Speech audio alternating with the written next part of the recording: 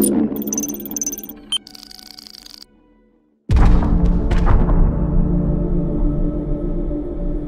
tantalizing to see all your shining young faces on this auspicious day. I am Dr. Volumnia Gall, your humble head game maker in charge of the War Department and all its affiliated concerns.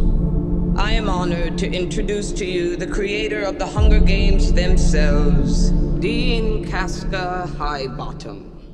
I have summoned you all here today for the 10th annual reaping ceremony, in which we choose 2 children from each district, throw into the capital arena to fight to the death in the Hunger Games. I am here to tell you that there has been a change this year. One final assignment to prove your worth. It's a story that takes place 64 years before the first installment of the movies and focuses on young Snow. Look at you. Your makeshift shirt and your too tight shoes, trying desperately to fit in when I know the Snows don't have a pot to piss in. Snow is being groomed to become the man he becomes.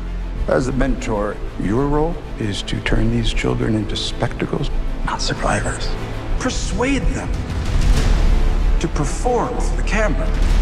Lucy Gray, the one who Snow becomes the mentor for and also falls in love with, there's a very naturalistic quality to her, but she's a charmer. She's a musician. She's a performer. She's kind of the anti-Katniss. She's part of the Covey, this kind of roving band of musicians. Snow's never met anybody like her. That romance between them makes Snow question everything he was raised to believe.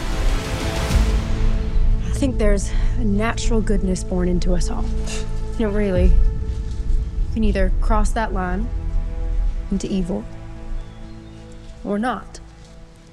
And it's our life's work to stay on the right side of that line. Part of the love story starts to fall apart, and that is part of the creation of who he becomes. It's the things we love most that destroy us. Most everybody that I work with is coming back. Trish Somerville is doing the costumes for this movie. Joe Willems, who shot Catching Fire, the Mockingjays. The one new person that I'm really excited about is Uli Hanisch, who's the production designer. We talked about the sort of look and the feel of the movie. The visuals of this movie will be very different than Mockingjay, but there's real consistency in terms of the Capitol architecture. We get to sort of reinvent the world of Panem, to sort of deconstruct what the games are that we're sort of used to and go back in time.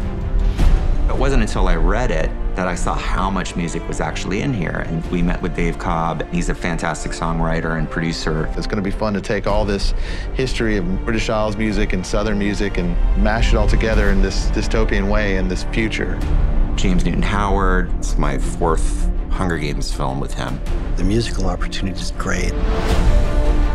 Relationships are very powerful in the movie.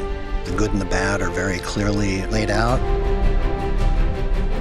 For James and I, it was really fun to explore a new sound for the Hunger Games. Sometimes it's foot stomping and rousing, and sometimes it's haunting, mysterious, and a lot of that is based on the kind of period of the movie itself. But there's going to be some familiar elements as well. Hanging Tree is back in a completely different iteration and treatment. Here, we get to see Lucy Gray coming up with it for the first time.